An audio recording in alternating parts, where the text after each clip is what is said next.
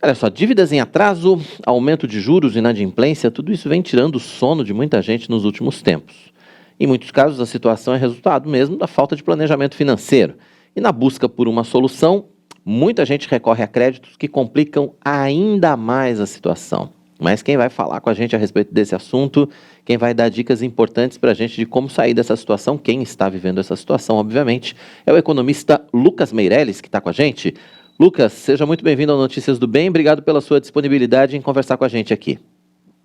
De nada, Roberto. Para mim é um prazer poder conversar com vocês sobre esse tema que é tão importante, né? Que tira sono de muito brasileiro. É verdade. Bom, a gente está assistindo aí nos últimos anos, né? A questão do endividamento das famílias brasileiras. Hoje, infelizmente, a gente tem muitas famílias passando por situações, às vezes, muito complicadas, né? Sim, isso é verdade, né? E por isso que é tão importante, por exemplo, a gente entender o porquê que essas famílias elas estão se endividando, o que está acontecendo. Mesmo antes da pandemia, os números eles já eram alarmantes, né? Por exemplo, apenas 3 em cada 10 brasileiros que tinham a reserva de emergência. Então, imagina que entrou na pandemia sem uma proteção, sem um colchão financeiro para impactos negativos na economia, digamos assim. Então, esse tema tem sido conversado, né, com mais recorrência justamente para a conscientização da população brasileira. Quais são os vilões desse endividamento? Oi? Quais são os principais vilões desse endividamento? Quais são as principais causas do endividamento? As principais causas do endividamento, na verdade, tem que identificar o que seria a causa do endividamento e o que seria uma falsa causa do endividamento. Eu vou dar um exemplo. Vamos lá. Quando eu trabalhava com consultoria financeira, eu atendi um casal que falou para mim, não, a causa do meu endividamento foi o imprevisto.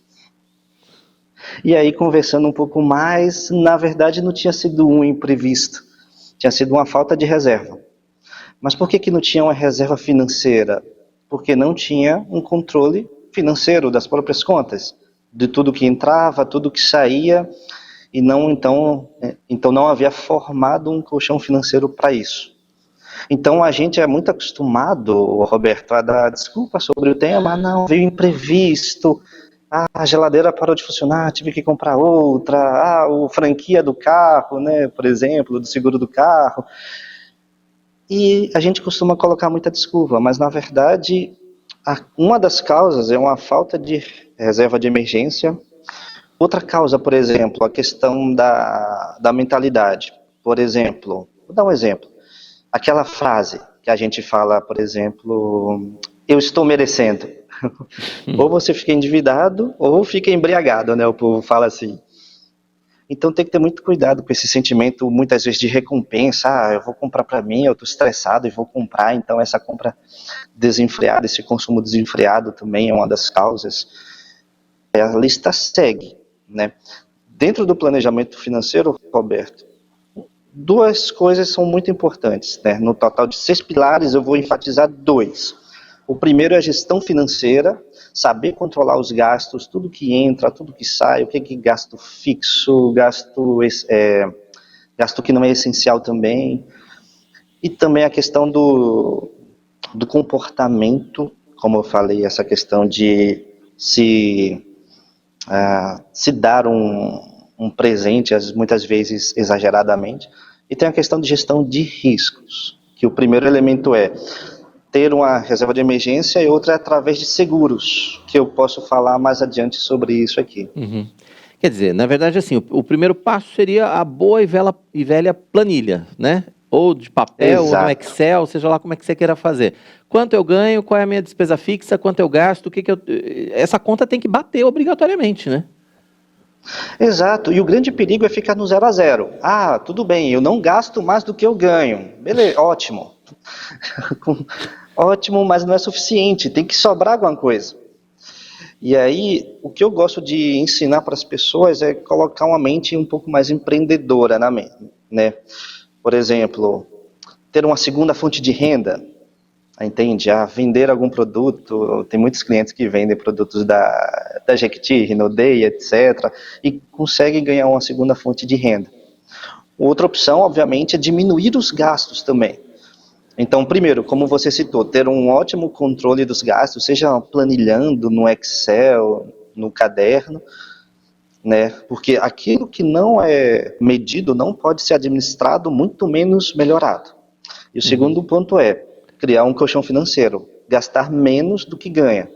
Se não dá para diminuir os gastos, porque muitos deles são fixos, são essenciais, tem que empreender e ter uma segunda fonte de renda. E aí, hoje, né, a situação que a gente está vivendo também de retorno da inflação acaba prejudicando um pouco esse controle financeiro, né? Porque, enfim, todo mês é um pouquinho a mais que está indo, né? Exatamente, é um pouquinho a mais. E se a gente for calcular a inflação pessoal, talvez ela esteja até acima do IPCA. O que é a inflação pessoal? Para quem já tem um controle dos próprios gastos fixos bem feitos, você pode comparar quanto que você costumava gastar nos meses passados e quanto você costuma gastar atualmente. Então aí você consegue calcular a sua própria inflação, a sua inflação pessoal e ver como que isso está afetando e afeta. Né? Quando a gente vai no supermercado e vê que está tudo mais caro, quando o reajuste nos aluguéis, das mensalidades das escolas e por aí vai. Então é importante ter isso em mente. Pois é, aí dicas importantes para a gente não se endividar, mas para quem já está vivendo uma situação de endividamento, quais seriam as suas orientações para conseguir sair dessa bola de neve? A primeira coisa é medir. Quando a gente conversa sobre finanças pessoais, a gente tem que medir tudo. Quanto que sai, quanto que entra, inclusive os gastos com as dívidas. Então, por exemplo, tem uma dívida com o banco X, só um exemplo. Qual que foi o valor que eu peguei emprestado? Qual que é o tamanho dessa dívida? Qual que é o número de parcelas? Qual que é o valor de cada parcela? Tendo essas informações, eu já consigo calcular os juros. E os juros, ele é o preço da dívida. Ele é o valor do dinheiro no tempo. Certo? Então, a ideia, muitas vezes, é pegar todas as dívidas, planilhá-las, medir o tamanho delas, se possível, substituir por uma dívida mais barata. Então, uma das estratégias é essa, é você baratear a dívida. Se possível, alongar um pouquinho mais o prazo para diminuir o valor da parcela e dar um respiro nas contas. Certo? Dar um respiro na sua própria contabilidade financeira pessoal, no seu fluxo de caixa, melhor dizendo. Eu já tive um caso com consultoria financeira em que a única forma de ter crédito era no meio da família. Só que, é claro, tem que ter muita confiança, né? Então, o cliente, ele já tinha esposa, tinha filho e tinha determinadas dívidas, a gente juntou tudo, calculou tudo e viu que precisava de um determinado montante para quitar aquelas dívidas. O pai dele tinha esse valor, que estava aplicado em poupança, ganhando na época 0,2%, 0,3% ao mês. O pai dele emprestou esse dinheiro para ele e ele pagou o pai a 1% ao mês apenas, sendo que as dívidas dele davam uma média de 5%, 6% ao mês. Então foi bom para os dois lados, mas obviamente tem que ter confiança. E tem que ter muita inteligência na hora de pegar um crédito para substituir, porque senão a pessoa acaba se enrolando ainda mais. Então, primeiro, medir o tamanho da dívida, se possível, substituí-la por uma dívida mais barata, certo? Então, é isso, assim, não tem muito como fugir. E segundo, assim, ter uma segunda fonte de renda. Quando você abate de uma dívida antecipadamente, você tira dos juros. Os juros é reduzido proporcionalmente, né, ao prazo da dívida.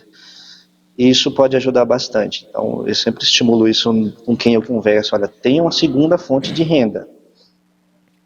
Quer dizer, na verdade, a situação até que a gente vive hoje de juros é muito mais complicada. Por exemplo, se você se você está rolando uma dívida no crédito rotativo do cartão de crédito, ou se você está usando o limite do banco, por exemplo, você está pagando juros muito altos. Então, às vezes, dependendo do caso, compensa você juntar tudo isso e fazer um empréstimo pessoal com juro menor. Mas, de qualquer forma, isso tudo tem que ir para a planilha, né? E tem que parar de gastar também, muitas vezes, né? Exato, tudo começa na questão do comportamento. Gastar menos do que ganha, empreender, ter uma segunda fonte de renda, planilhar tudo isso, inclusive planilhar as dívidas, né? Medir o tamanho das dívidas, no cartão de crédito, de 8 a 10% de juros ao mês. Isso é enorme. Assim como no cheque especial, né, ou no LIS, né, como muita gente fala. São dívidas muito caras. Então, uma das estratégias é chegar no gerente do banco e perguntar, não, se eu for quitar a dívida agora, fica quanto? Aí você tem um real tamanho da dívida. E tentar renegociar. E aí você, como você já mediu o tamanho da sua dívida, na renegociação você sabe se vai ser vantajoso ou não. E muitas vezes, nessas renegociações, pode dar um prazo de carência, 2 meses para começar a pagar. Então, uma coisa que eu oriento meus clientes aqui no banco é aproveita esses 2 meses que você vai ter para começar a pagar e junta um dinheiro, que pode servir para um colchão financeiro ou então até mesmo para abater uma parte da dívida antecipadamente. Então, essa é a ideia. Tá certo. Essa questão do comportamento é muito importante, né, Lucas? Porque assim, hoje o crédito, ele está muito facilitado, né? A gente recebe várias propostas de várias operadoras de cartão. Olha, você tem um cartão pré-aprovado aqui, você pode gastar ali, Sim. você pode pegar empréstimo e tal. Essa questão do comportamento é muito importante e precisa começar a ser trabalhada desde cedo, né? Porque é um comportamento que precisa ser aprendido, na verdade, né? Exato. Né? Por exemplo, se você me perguntar, Lucas, com quantos anos uma criança deve escutar falar sobre dinheiro, por exemplo? Se ela souber diferenciar 1 bilhão de 5 bilhões, já pode começar a falar sobre dinheiro. Porque na nossa cultura, o dinheiro é uma coisa ruim. Já percebeu isso? Muitas vezes, nas próprias igrejas, dinheiro é sinônimo de infelicidade, muitas vezes até de pecado. Então a pessoa já tem medo de falar de dinheiro, já tem medo de ver a fatura do cartão. Pelo menos uma vez por semana, tem que dar uma olhadinha lá na fatura, dar uma acompanhada. Esse é o sentimento de medo que dentro do comportamento humano ele dificulta as coisas, né? Então você vai gastando e você não acompanha porque tem aquele receio quando toma aquele susto da fatura do cartão e acaba parcelando, por exemplo. E aí os juros é de 8 a 10% no parcelamento de fatura. Ou então outro sentimento também é o de ganância. Esse sentimento ele é terrível porque ele faz muitas pessoas embarcarem por exemplo, em pirâmides. Né, investimentos que vão te prometer 10% ao mês, 12% ao mês, a pessoa acaba perdendo dinheiro. Eu já vi casos, Roberto, só para finalizar essa partezinha, em que o cliente vendeu o apartamento, ou melhor, não vendeu o apartamento, ele refinanciou o apartamento, pegou o dinheiro e investiu, entre aspas, né? E aí ele perdeu o dinheiro nesse investimento e ficou com a dívida para pagar. Né? Então, por exemplo, tem que ter muito cuidado. E a Bíblia, ela fala, em relação à ganância, é interessante que a Bíblia fala assim, para os ricos serem generosos. E uma coisa que eu sempre falo nas palestras é que a generosidade, ela é um antídoto para a ganância. Quanto mais generoso a gente menos ganancioso a gente fica e menos medo do dinheiro. Então, ele é uma oportunidade que o nosso próprio Deus nos dá, ao ser generoso, né, ele nos dá para que a gente tenha um bom relacionamento com o dinheiro. Bacana. No comecinho da entrevista você tinha falado a respeito de uma outra opção que seria o seguro. Explica pra gente, que seguro é esse? Vamos lá, existem várias formas de seguros, né? Por exemplo, você tem um carro, se acontece alguma coisa com o carro, o que você aciona? Justamente o seguro. Por que as pessoas procuram seguro de carro? Se acontecer alguma coisa com o carro, não vai ter que